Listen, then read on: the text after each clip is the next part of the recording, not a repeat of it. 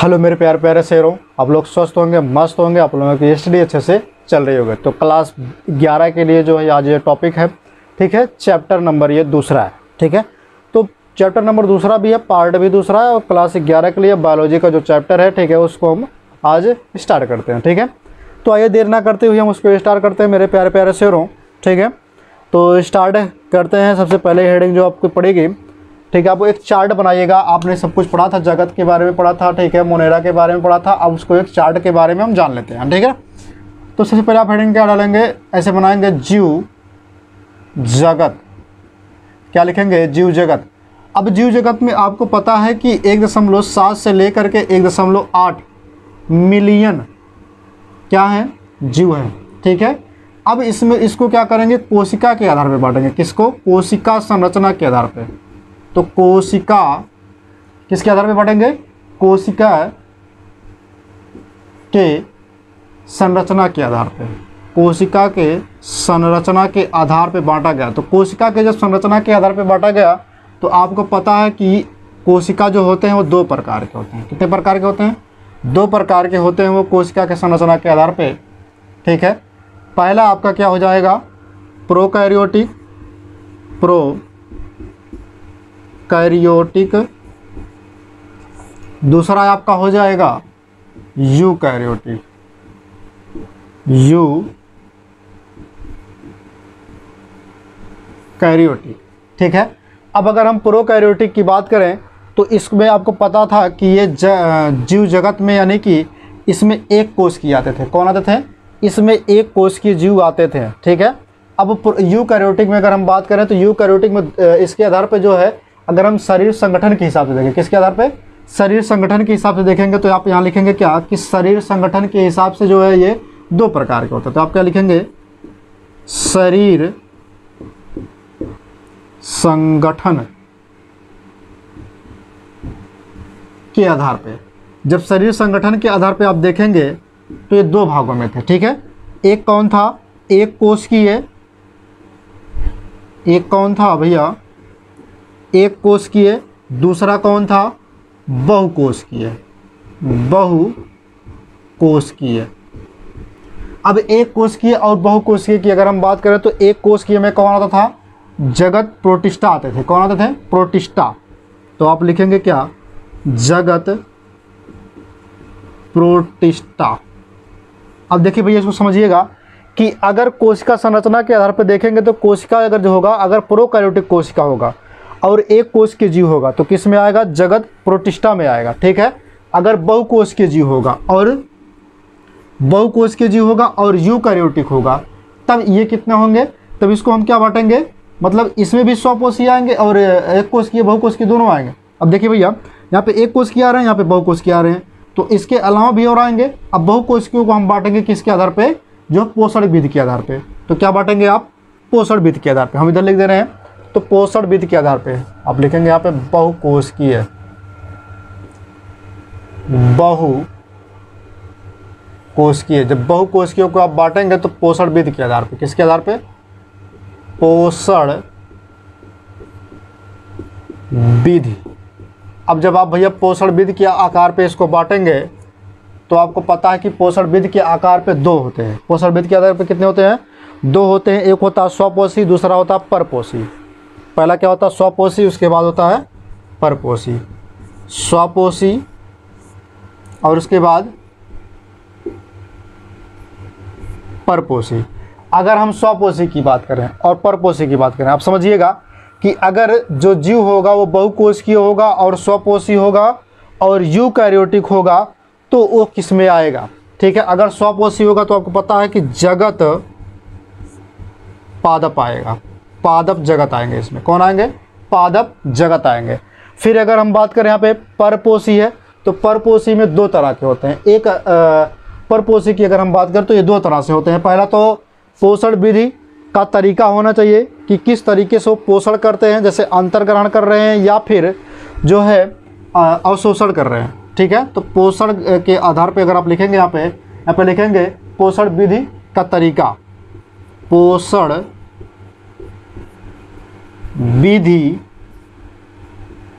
का तरीका, अगर हम तरीका की बात कर लें तो दो तरह से होते हैं, एक तो अवशोषण होगा, दूसरा तो होगा अंतर ग्रहण होगा। ठीक है, अगर हम अवशोषण की बात करें, अवशोषण और अंतर ग्रहण, ठीक है, अवशोषण और अंतर ग्रहण की बात करें अगर हम, अब समझिएगा कि अगर जो जीव होगा वो अवशोषण करेगा, और दूसरी चीज़ वो परपोषी होगा और बहुकोशिकीय होगा और यूकैरियोटिक उसका शरीर होगा, तो उसको आप किस में रखेंगे, तो जगत कवक में रखेंगे। किस में रखेंगे, जगत कवक में। किस में रखेंगे, जगत कवक में रखेंगे। अब अंतर्ग्रहण आ गया है तो आपको पता है कि अंतर्ग्रहण कौन करता है, जंतु करते हैं, तो क्या हो जाएगा, जगत जंतु, यानी कि जंतु जगत हो जाएगा। क्लियर हो गया, इतना क्लियर हो गया। फिर उसके बाद आप हेडिंग डालेंगे 5 जगत वर्गीकरण के मूल लक्षण। आप हेडिंग क्या डालेंगे, 5 जगत के मूल लक्षण, 5 जगत के मूल लक्षण। ठीक है, और उसमें पहला हेडिंग डालेंगे आप कोशिका संरचना की जटिलता। 5 जगत के मूल, हेडिंग डालेंगे आप क्या, 5 जगत के मूल, 5 जगत वर्गीकरण, ऐसा लिखिए, वर्गीकरण के मूल लक्षण। ठीक, आप ये हेडिंग डालेंगे। उसके बाद इसके अंतर्गत आप हेडिंग क्या डालेंगे, इसके अंतर्गत की अगर हम बात करें तो हेडिंग डालेंगे कोशिका संरचना की जटिलता। क्या डालेंगे, कोशिका संरचना की जटिलता। अगर हम इसकी जटिलता की बात कर लें, कोशिका संरचना की जटिलता की अगर हम बात करें तो भाई देखिए भैया कि आपको पता है कि सबसे पहले आप जानेंगे कोशिका किसे कहते हैं। किसको जानेंगे, कोशिका किसे कहते हैं, इसको समझते हैं। तो आपको पता है कि जो कोशिका होता है, ठीक है, अगर हम बात कर लें कोशिका की, ठीक, तो ये क्या होता है, शरीर की संरचनात्मक एवं क्रियात्मक इकाई होती है। तो क्या आप क्या लिखेंगे, जीवों की शरीर की संरचनात्मक एवं क्रियात्मक इकाई होती है। ठीक है, ये इतना क्लियर हो गया। अब आपको पता है कि जो कोशिका होता है, ये कोशिका 2 प्रकार के होते हैं। कितने प्रकार के होते हैं, 2 प्रकार के। एक होता है प्रोकैरियोटिक,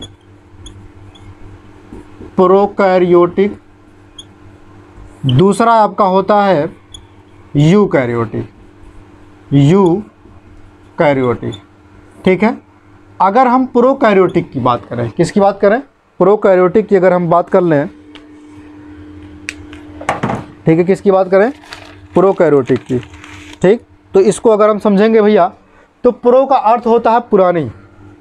प्रो का अर्थ क्या होता है, 2 शब्दों से मिलकर बना प्रो और कैरियोटिक। तो प्रो का अर्थ क्या होता है, पुरानी, और कैरियोटिक का मतलब क्या होगा, कैरियोटिक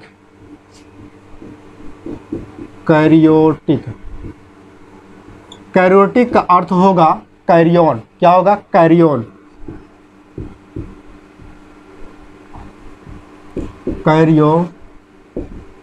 अब कैरियन का मतलब क्या होता है, केंद्रक, यानी कि न्यूक्लियस, केंद्रक।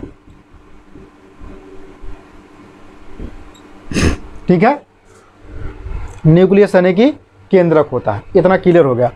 अब अगर हम बात करें प्रोकैरियोटिक में आते कौन कौन हो, तो आपको पता है कि जीवाणु, जगत, मोनेरा। ठीक है, जीवाणु आते हैं, जगत मोनेरा जगत आता है। तो आप लिखेंगे क्या, इसमें कौन कौन आते हैं, जीवाणु और मोनेरा जगत, ये दोनों आते हैं। ठीक है, ये किस में आते हैं, प्रोकैरियोटिक। अगर हम यूकैरियोटिक की बात करें, किसकी बात करें, यूकैरियोटिक। तो आपको पता है कि यूकैरियोटिक में और यूकैरियोटिक में कौन कौन आता है?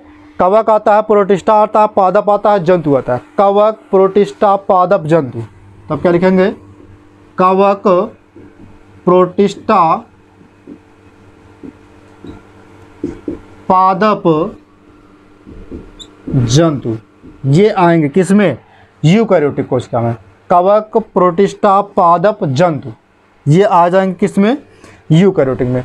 अब अगर आप बात करेंगे यहाँ पे, ठीक है, तो प्रोकैरियोटिक और यूकैरियोटिक कोशिका के बारे में हम देख लेते हैं जरा, है ना, उसके बारे में फिर समझते हैं।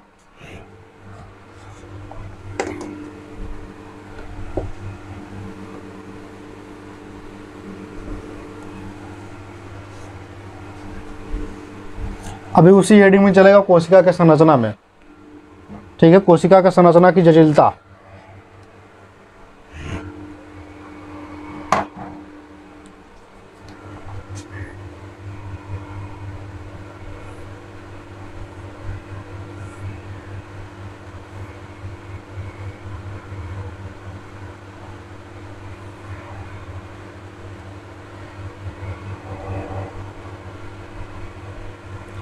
ये हो गया तुम्हारा एक कोशिका, ये हो गया, ठीक।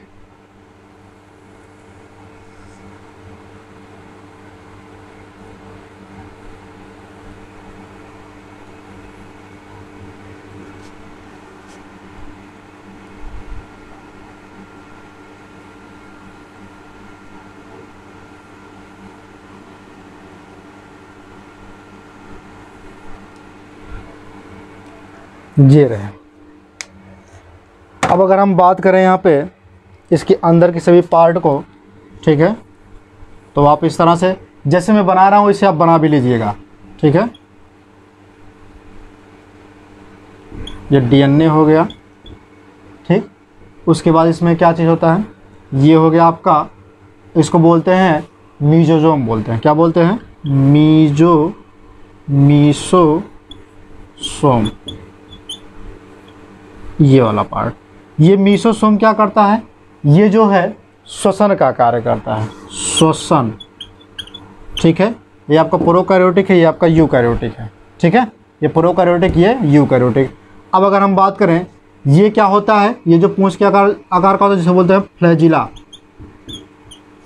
फ्लैजिला, ठीक है। ये पूंछ के आकार का वाला जो होता है इसको क्या बोलते हैं? फ्लैजिला बोलते हैं, ठीक है, जिसको बोलते हैं पश्चमाभ भी बोलते हैं, ठीक है।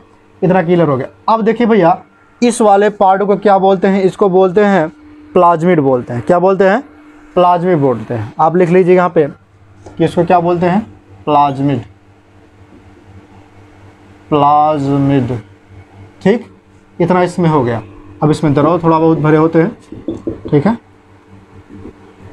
आप उतना कर सकते हैं,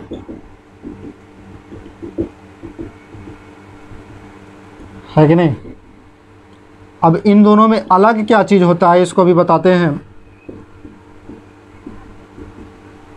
ठीक है। प्लास्टिड जो होता है, और इसमें क्लोरोप्लास्ट भी पाया जाता है, डीएनए भी होता है, ठीक है। इतना हो गया। अब इसमें देखिए भैया केंद्रक होता है, केंद्रक के अंतर्गत डीएनए होता है, ठीक है। ये जो है पेड़ पौधों में भी पाया जाता, कोई दिक्कत नहीं है, जंतुओं में भी पाया जाता, ठीक है। सबसे ऊपर की ये परत हो गई,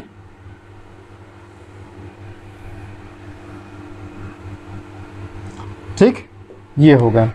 अब अगर हम बात करें यहाँ पे इसके अंदर जो होता बहुत सी चीज़ें पाई जाती हैं जिसको बोलते हैं, सबसे ऊपर वाली जो परत होती है इसको बोलते हैं कोशिका भित्ति बोलते हैं। क्या बोलते हैं? कोशिका भित्ति बोलते हैं।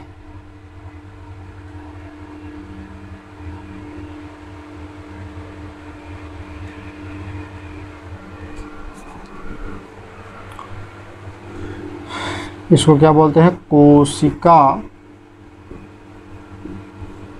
भित्ति, कोशिका भित्ति। अब इसके बीच में क्या पाया जाता है? केंद्रक पाया जाता है। क्या पाया जाता है? केंद्रक। और इसी में होता है क्या? डीएनए होता है। क्या होता है? डीएनए होता है। इसी में होता है डीएनए, ठीक है। इसको क्या बोलते हैं? केंद्रक। क्या बोलते हैं भैया? केंद्रक, ठीक है। इसके ऊपर वाली परत को क्या बोलते हैं? केंद्रक कला बोलते हैं। क्या बोलते हैं? केंद्रक कला बोलते हैं। इसके ऊपर वाली परत को क्या बोलते हैं? केंद्रक कला बोलते हैं। ये जो ऊपर वाली परत है इसको बोलेंगे केंद्रक कला बोलते हैं। क्या बोलते हैं? केंद्रक कला बोलते हैं। अब इसमें जो होता है राइबोसोम, और इसमें राइबोसोम होता है यहाँ पे, ठीक है। तो आप लिख लीजिएगा यहाँ पे राइबोसोम। राइबोसोम मतलब इसमें कोशिकांग पाए जाएंगे, ठीक है, कोशिकांग इसमें पाए जाएंगे। तो आइए देखते हैं, यहाँ पे माइटोकॉन्ड्रिया भी होता है, ठीक है। ये हो गया माइटोकॉन्ड्रिया। माइटोकॉन्ड्रिया, ठीक है। अब ये माइटोकॉन्ड्रिया हो गया। उसके बाद इसमें क्या होता है? गोल्गी क्या होता है, ठीक है। गोल्गी काय होता है, इसको बोलते हैं गोल्गी का या फिर गोल्गी उपकरण बोलते हैं, ठीक है। अब इसमें एक चीज़ और पाया जाता है जिसको बोलते हैं डीएनए के साथ क्लोरोप्लास्ट भी पाया जाता है, ठीक है। हरित लवक जिसको बोलते हैं। अंतरपरत बीजजालिका भी पाई जाती है। अब अंतरपरत बीजजालिका क्या होता है? इसी से जुड़ा रहता है, ठीक है, इसी से। इसको बोलते हैं अंतरप्रद्रव्ययी जालिका। अंतरप्रद्रव्ययी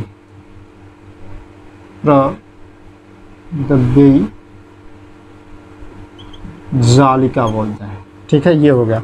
फिर उसके बाद क्या बोलते हैं? यहाँ पे पाया जाता है हरित लवक। क्या पाया जाता है? हरित लवक पाया जाता है।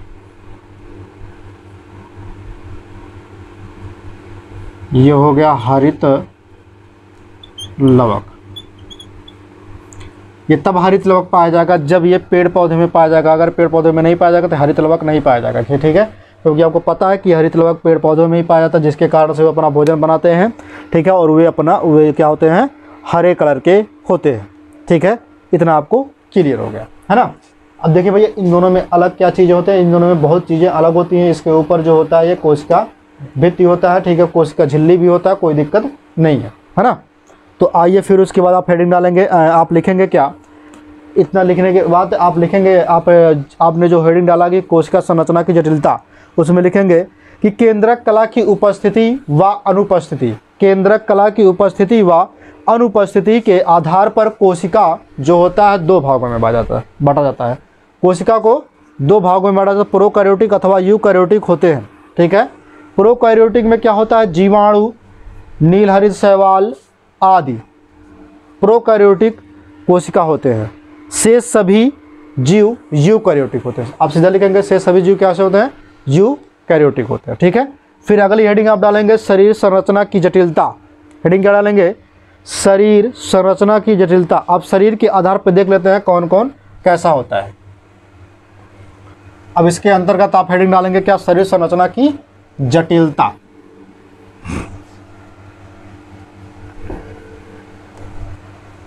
तो देखिए भैया, शरीर संरचना की जटिलता में क्या होता है इसको समझ लेते हैं। आप हेडिंग क्या डालेंगे? शरीर संरचना की जटिलता।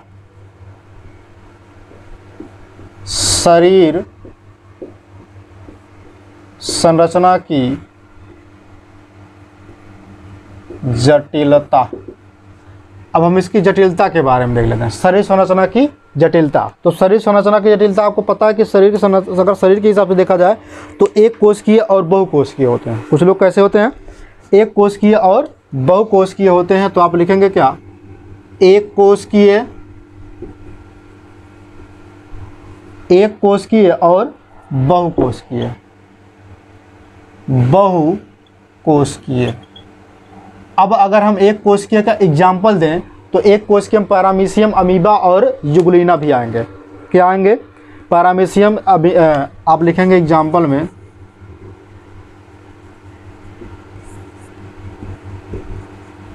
पैरामीशियम,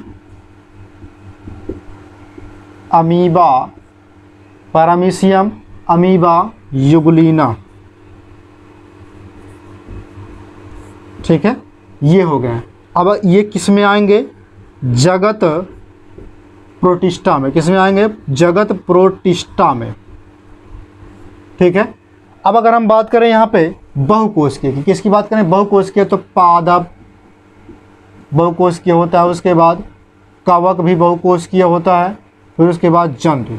जंतु कैसा होता है? बहुकोशिकीय होता है, आपको पता है, ठीक है। तो आप हेडिंग डाल के क्या लिखेंगे? शरीर संरचना की जटिलता, उसमें लिखिएगा शरीर संरचना की जटिलता में कि कोशिका की संख्या के आधार पर जीव एक कोशिकीय व बहुकोशिकीय होते हैं। जो कैसे होते हैं? एक कोशिकीय व बहुकोशिकीय होते हैं। एक कोशिकीय जीव अमीबा, पैरामीशियम, इग्लुइना, ठीक है, आदि सरलतम जीव है। कैसे जीव हैं? सरलतम जीव, मतलब इनका पूरा जीवन क्या होता है? एक ही कोशिका में जो है एक ही कोशिका में पूरा जीवन इनका संपन्न हो जाता है। लेकिन बहुकोशिकीय जीवों की शरीर की संरचना जो होती है वो जटिलता में होती है। इनका पूरा जीवन जो है एक बहुकोशिकीय में जो है संपन्न होता है। क्लियर हो गया? फिर उसके बाद आप हेडिंग डालेंगे पोषण विधि। हेडिंग क्या डालेंगे? पोषण विधि। अब आपको पता है कि पोषण विधि के आधार पर जो होता है, ठीक है, आप हेडिंग क्या डालेंगे? पोषण विधि। ठीक, आप हेडिंग डालेंगे पोषण विधि। पोषण विधि। अगर हम पोषण विधि की बात करें, ये हेडिंग होगा, ये हेडिंग होगा, तो पोषण विधि आप हेडिंग डालेंगे। उसके बाद आप समझिएगा पोषण विधि क्या होता है ना। तो पोषण विधि की अगर हम बात करें तो पोषण विधि में आपको पता है कि पोषण विधि कई प्रकार से होता है। एक परपोषी होता है, स्वपोषी होता है, ठीक है, इसको समझिए। तो आपको पता है कि ये जो होते हैं कवक बचे हैं, कवक, पादप बचा है और जंतु बचा है। आपको पता है कि कवक कैसा होता है? कवक जो होता है ये परपोषी होता है। कैसा होता है? परपोषी होता है। अब पादप क्या होता है? स्वपोषी, अपना भोजन स्वयं बनाता है, स्वपोषी हो। जंतु भी परपोषी होता है। बस फर्क क्या अभी देखिएगा, ठीक है। तो इतना आप जान गए।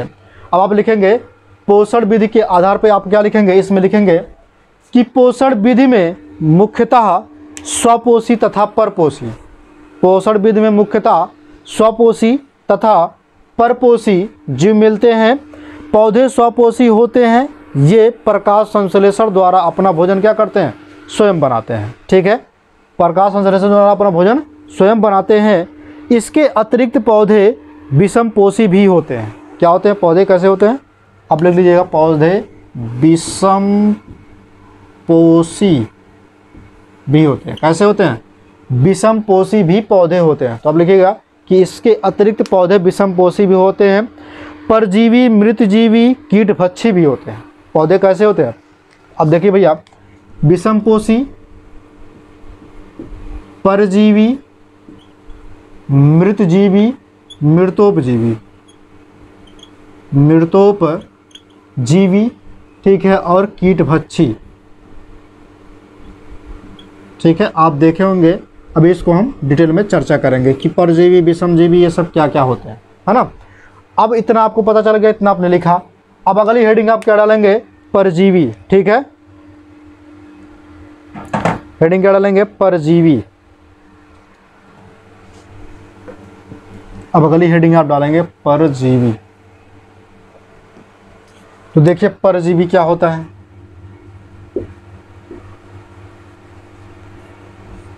है ना।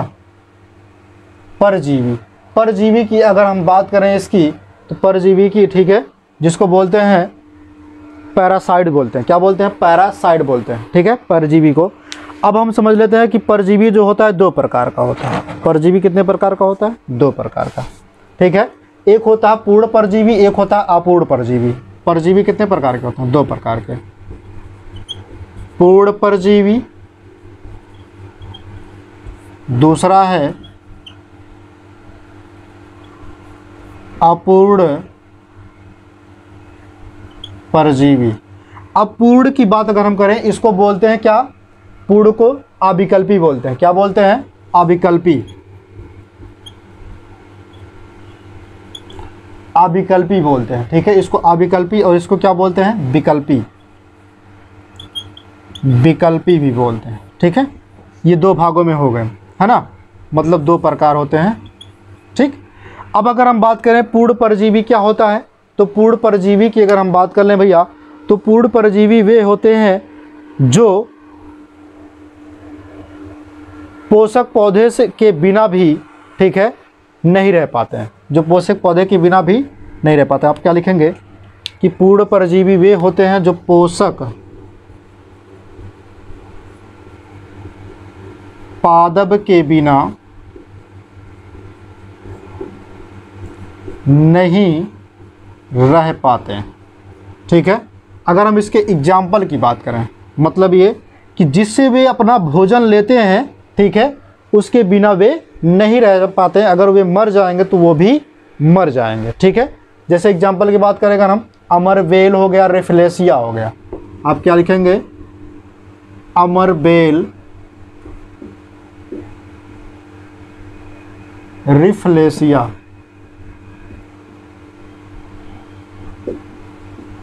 ये हो गया, ठीक है।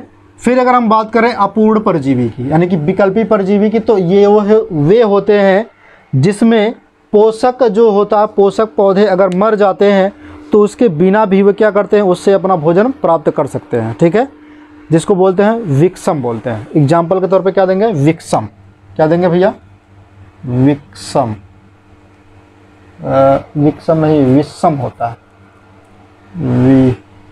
विषम, ठीक है। ये जो होते हैं भैया, ये पौधे ये क्या करते हैं कि अगर जो पोषक पौधा होता है अगर वो मर जाएंगे तो उससे भी अपना भोजन प्राप्त करेंगे और वे जीवित रहेंगे। मतलब ये कि पोषक के बिना भी ये जीवित रह सकते हैं, ठीक है। तो आप हेडिंग डाल के लिखेंगे क्या, ठीक, तो आप हेडिंग डालेंगे परजीवी। परजीवी के बाद लिखेंगे आप कि परजीवी जो होता है वो दो प्रकार का होता है। अब आप इसमें लिखेंगे परजीवी का मतलब होता है दूसरे पौधे से अपना भोजन प्राप्त करना। परजीवी में पहले लिखेंगे, परजीवी में लिखेंगे कि दूसरे पौधे से अपना भोजन प्राप्त करना। उसके बाद दो प्रकार के होते हैं, पूर्ण परजीवी और पूर्व परजीवी। पूर्ण परजीवी में क्या लिखेंगे, यानी कि अविकल्पी में लिखेंगे कि पोषक पौधे, ठीक है, पोषक पौधे के बिना नहीं रह पाते हैं, पोषक पौधे के बिना ये नहीं रह पाते। एग्जाम्पल में लिखेंगे अमरबेल, रेफलेसिया, ठीक है। उसके बाद लिखेंगे अपूर्ण परजीवी और विकल्पी परजीवी, ठीक है। इसको आप लिखेंगे तो इसमें लिखेंगे कि पोषक के मृत्यु के बाद भी ये जो है जीवित रहते हैं, उसका मतलब उससे मरने के बाद उससे भोजन प्राप्त करते हैं। जो एग्जाम्पल में लिखेंगे विक्सम, ठीक है, इतना हो गया। फिर लिखेंगे कि ये परजीवी दूसरे पौधे से अपना भोजन प्राप्त करते हैं, ठीक है, इतना हो गया। पूर्ण परजीवी, अपूर्ण परजीवी हो गया, है ना।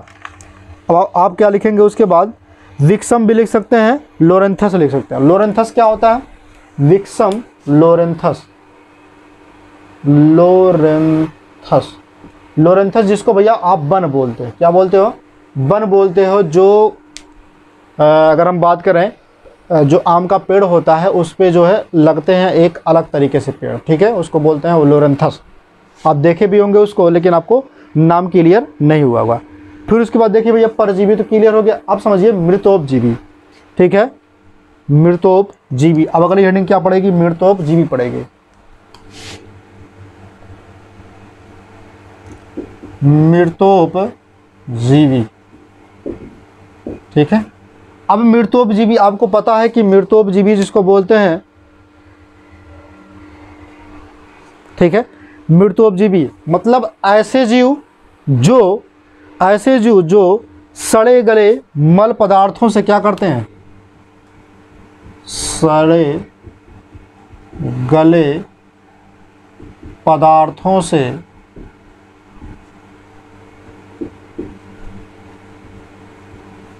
अपना भोजन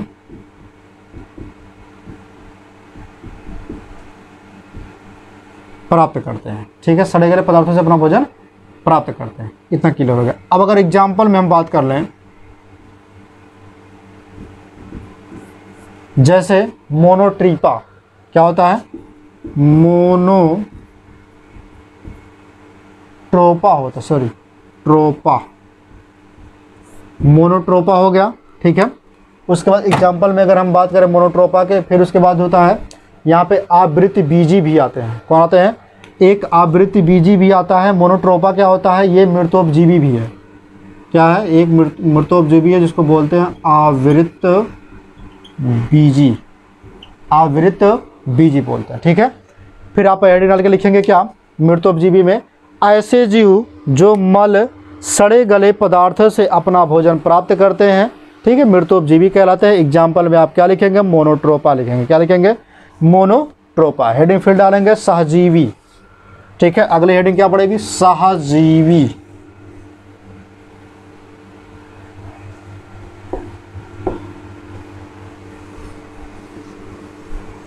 अगर हम बात करें सहजीवी की, किसकी बात करें, सहजीवी की,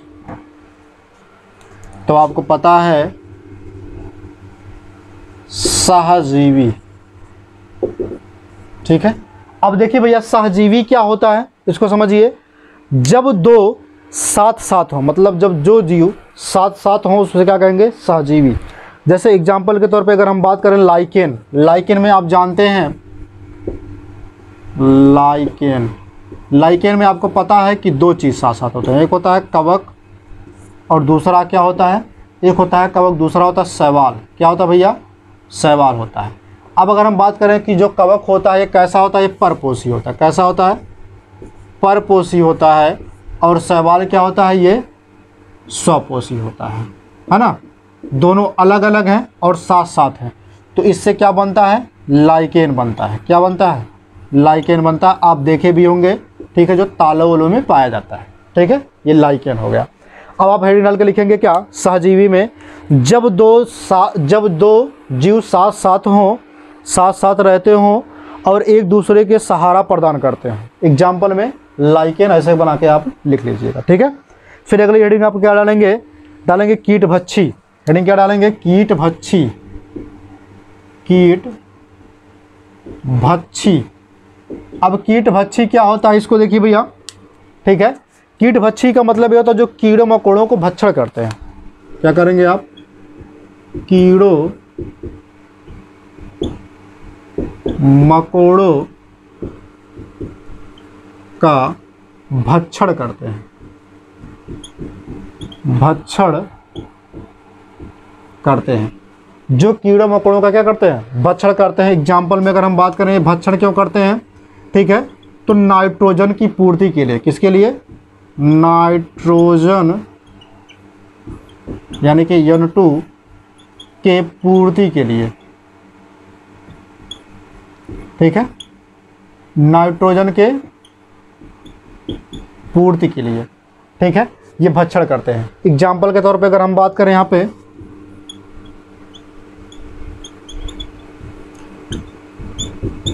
ड्रोसेरा, उसके बाद है यूट्रिकुलेरिया,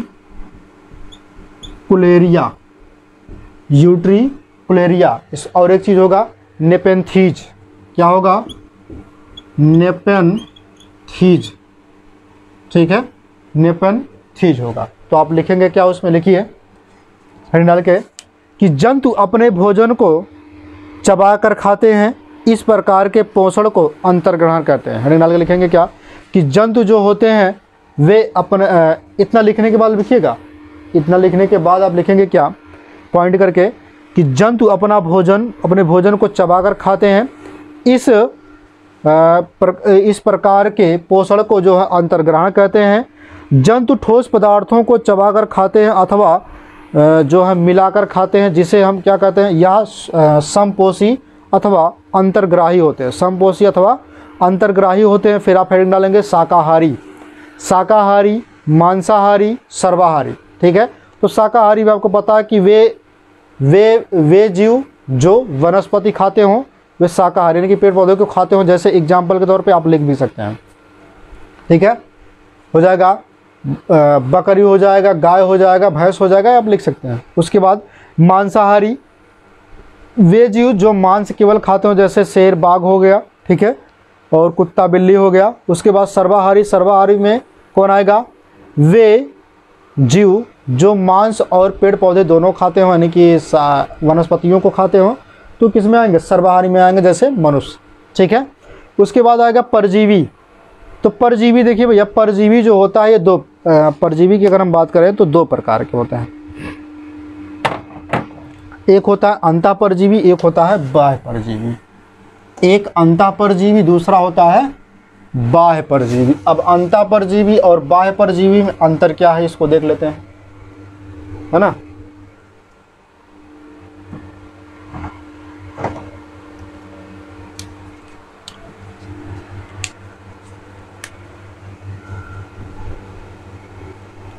परजीवी जंतुओं की बात कर रहा हूँ, तो जंतुओं में दो प्रकार के होते हैं।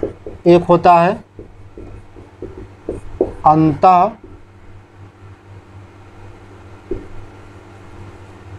परजीवी और दूसरा होता है बाह्य परजीवी।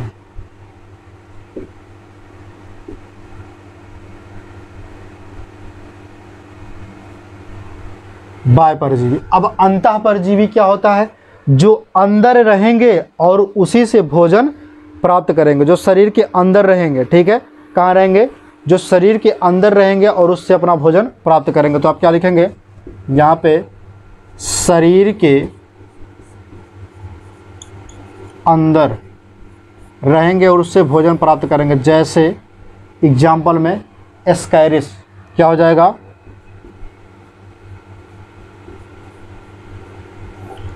एस्कैरिस हो गया। क्या हो गया? एस्कैरिस हो गया और जीवाणु हो गया। अब अगर हम इसकी बात करें बाह्य परजीवी की, तो बाह्य परजीवी वे होते हैं जो शरीर के बाहर रहते हैं, यानी कि दूसरे जीव के शरीर के बाहर भागों में पाया जाता है। जैसे एग्जाम्पल में अगर हम बात करें तो यहाँ पे लिखेगा शरीर के बाह्य भागों में पाए जाते हैं। ठीक है, जैसे एग्जाम्पल में अगर हम बात करें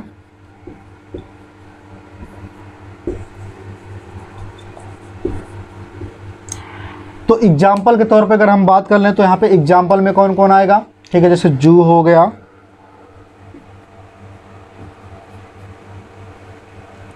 खटमल हो गए। ठीक है, जू हो गया, खटमल हो गया, और उसके बाद क्या होगा एग्जाम्पल के तौर पे, मतलब और आप बहुत चीज़ें लिख सकते हैं। ठीक है, क्लिनी भी लिख सकते हैं, आप लिख लीजिए, कोई दिक्कत नहीं है। फिर उसके बाद आता है, अब इतना तो आपने पढ़ लिया, अब आप हेडिंग डालेंगे जगत मोनेरा। हेडिंग क्या डालेंगे? जगत मोनेरा। ठीक, तो आप हेडिंग डालिएगा जगत मोनेरा। उसके बाद फिर हम लिखते हैं, है ना, जगत मोनेरा को देख लेते हैं।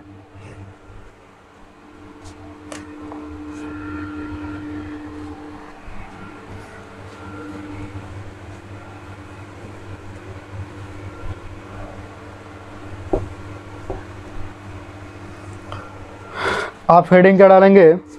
जगत मोनेरा, यानी कि किंगडम मोनेरा।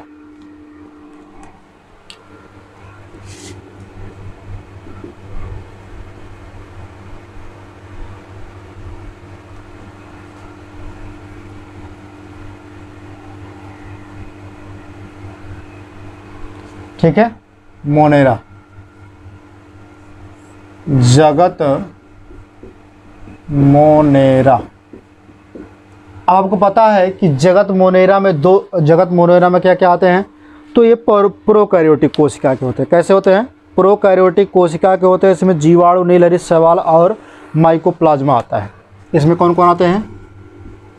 माइकोप्लाज्मा, जीवाणु। ठीक है, माइकोप्लाज्मा, जीवाणु और नीलहरित शैवाल। ये इतने होंगे, मतलब ये तीनों आते हैं। अब ये कैसे होते हैं? ये होते हैं प्रोकैरियोटिक होते हैं। कैसे होते हैं? प्रोकैरियोटिक होते हैं, और इसमें नीलहरित शैवाल जीवाणु प्रोकैरियोटिक कोशिका भी होते हैं इसके। अब इसमें जो है दो तरीके से भी पाए जाते हैं। ठीक है, इसके स्वपोषी और परपोषी भी होते हैं, है ना। तो स्वपोषी, परपोषी और परजीवी भी होते हैं ये। तो आप क्या लिखेंगे कि ये स्वपोषी, परपोषी, परजीवी। ठीक है, स्वपोषी, परपोषी और परजीवी। सहजीवी क्या लिखेंगे? सहजीवी। उसके बाद लिखेंगे मृतोपजीवी भी हो सकते हैं। ठीक है, ये इतना चीज़ हो सकते हैं। अब इसमें समस्या ये है कि इसमें जो स्वपोषी होता है, उस स्वपोषी में कौन कौन आएंगे? स्वपोषी में आएंगे आपके, अगर हम बात करें, नीलहरित शैवाल आ जाएंगे स्वपोषी में। किस में आएंगे? स्वपोषी में। ठीक है, नीलहरित शैवाल में। परपोषी में कौन कौन आएगा? परपोषी में आएगा जो रसायनों द्वारा संश्लेषण करते हैं। किसके द्वारा? जो रसायनों द्वारा संश्लेषण करते हैं, ठीक है। प्रकाश संश्लेषी जीवाणु भी होते हैं, जीवाणु भी इसमें आएंगे, ठीक है। कुछ प्रकाश संश्लेषी जीवाणु भी होते हैं। तो क्या लिखेंगे आप? प्रकाश संश्लेषी जीवाणु, ठीक है। प्रकाश संश्लेषी जीवाणु किसमें आएंगे? स्वपोषी में आएंगे, स्वपोषी में आएंगे, ठीक है। इतना आप लिख सकते हैं। उसके बाद फिर क्या करेंगे आप? जीवाणु, देखिए भैया जीवाणु में क्या आप लिखेंगे, ठीक है। अब आप समझिए, यहाँ पे फिर से आप एक फिगर बनाइएगा, मैं बना दे रहा हूँ यहाँ पे फिगर साइड में,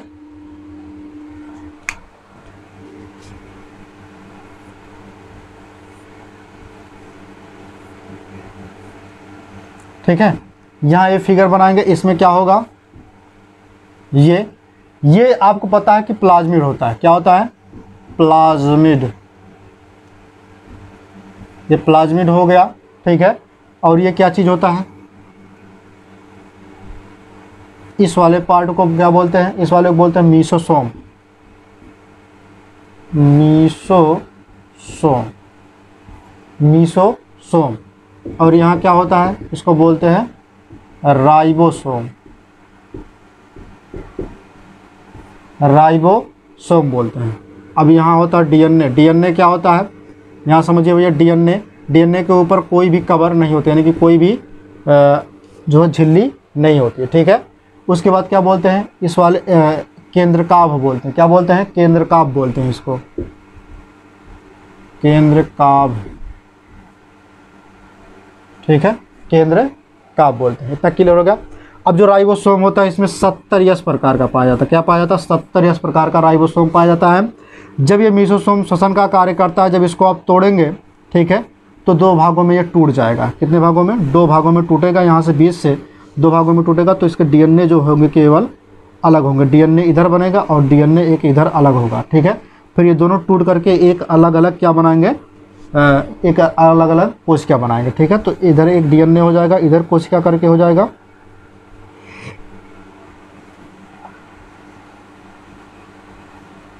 समझ रहे हैं? तो इस तरह से बनाएंगे, है ना। अब देखिए भैया, जो जीवाणु होते हैं वो 2 प्रकार के होते हैं। कितने प्रकार के होते हैं? 2 प्रकार के होते हैं। एक होता है आर्की बैक्टीरिया, दूसरा होता है यू बैक्टीरिया। जीवाणु कितने प्रकार के होते हैं? 2 प्रकार के होते हैं। एक होता है आर्की बैक्टीरिया, एक होता है यू बैक्टीरिया। अब जीवाणु जो होते हैं, आपको पता है कि हमने अभी बताया कि जीवाणु जो होते हैं वो 2 प्रकार के होते हैं। एक आर्की हो गया, एक आर्की बैक्टीरिया, दूसरा हो गया यू बैक्टीरिया, ठीक है। अब आर्की बैक्टीरिया और यू बैक्टीरिया में क्या अंतर है, इसको देख लेते हैं। तो आपको पता है कि आर्की बैक्टीरिया वे कहाँ होते हैं? ये आद्य प्रकार होते हैं। कैसे होते हैं? आद्य प्रकार होते हैं। किस तरह से होते हैं? आद्य प्रकार और गर्म झरने, आद्य प्रकार गर्म झरने, ठीक है। विरल में होते हैं और गर्म झरने, विरल और गर्म झरने, ठीक है। परिस्थितियां आने पर जो है दलदली स्थानों पर पाए जाते हैं, ठीक है। गर्म झरने का मतलब कितना? 80 डिग्री सेल्सियस से 100 डिग्री सेल्सियस के बीच में अगर होगा तभी वो वहाँ पे रहेंगे, अन्यथा वो मर जाएंगे, ठीक है। उसके बाद होता है यहाँ पे यू बैक्टीरिया, जिसको बोलते हैं सत्य बैक्टीरिया। यू बैक्टीरिया को एक नाम से और जाना जाता है जिसको बोलते हैं सत्य बैक्टीरिया। सत्य बैक्टीरिया, ठीक है। अब सत्य बैक्टीरिया क्या होता है? ठीक है, यहाँ पे टीरिया गलत लिख रहा तो आप लोग बैक्टीरिया जो है सही कर लीजिएगा, रा रहेगा रा, ठीक है। आप लोग सही कर लीजिएगा बैक्टीरिया, ठीक। अब जो बैक्टीरिया की अगर हम बात करें यहाँ पे, ठीक है, सत्य बैक्टीरिया की, तो आपको पता है कि ये फिल्टर के अनुसार क्या होता है, जगत मोनेरा में वे जीव रखे गए हैं, ठीक है, जिनके अंदर आने वाले जीव एक कोशिकीय होते हैं। कैसे होते हैं ये? एक कोशिकीय होते हैं। जैसे एग्जाम्पल के तौर पे जीवाणु, शैवाल हो गया, ठीक है, जीवाणु हो गया, प्रकाश संश्लेषी बैक्टीरिया हो गया, ठीक है। प्रकाश संश्लेषी क्या हो गए, बैक्टीरिया हो गए, जिसको बोलते हैं साइनोबैक्टीरिया बोलते हैं, ठीक है, साइनोबैक्टीरिया। तो आप हेडिंग डालेंगे मोनेरा, मोनेरा के सामान्य लक्षण आप लिखेंगे। मोनेरा के सामान्य लक्षण में क्या क्या लिखेंगे आप लिखिए पहला पॉइंट करके, इनमें सत्य केंद्रक का अभाव होता है, मतलब इनमें सत्य केंद्रक नहीं पाया जाता। फिर आप लिखेंगे अगला पॉइंट, इनमें झिल्ली युक्त कोशिकांग, माइटोकॉन्ड्रिया, हरित लवक, गाल्जी का, लाइसोसोम, एटीसी, ठीक है, नहीं पाए जाते हैं। फिर अगला लिखेंगे, इनमें द्विकुंडलित नग्न डीएनए जो होता है वो नहीं पाया जाता, ठीक है, सॉरी डीएनए पाया जाता है जिसे केंद्रकाभ कहते हैं। क्या पाया जाता है, नग्न डीएनए पाया जाता है, ठीक है, इसके ऊपर कोई भी केंद्रकाभ नहीं पाया जाता, ठीक है। फिर अगला लिखेंगे, हिस्टोन प्रोटीन तथा गुणसूत्र नहीं पाया जाता। इसमें क्या नहीं पाया जाता, हिस्टोन प्रोटीन तथा गुणसूत्र नहीं पाया जाता। फिर अगला पॉइंट लिखेंगे आप, माइकोप्लाज्मा को छोड़कर अन्य सभी कोशिका में कोशिका भित्ति नहीं होती। माइकोप्लाज्मा केवल को छोड़ करके, ठीक है, बाकी सभी में, जैसे निरहित शैवाल हो गया, जीवाणु हो गया, इसमें जो क्या होता है कोशिका भित्ति पाया जाता, लेकिन माइकोप्लाज्मा में नहीं पाया जाता। फिर अगला लिखेंगे, राइबोसोम 70 यस प्रकार का होता है। कैसे होता है, राइबोसोम 70 यस प्रकार का होता है, ठीक है।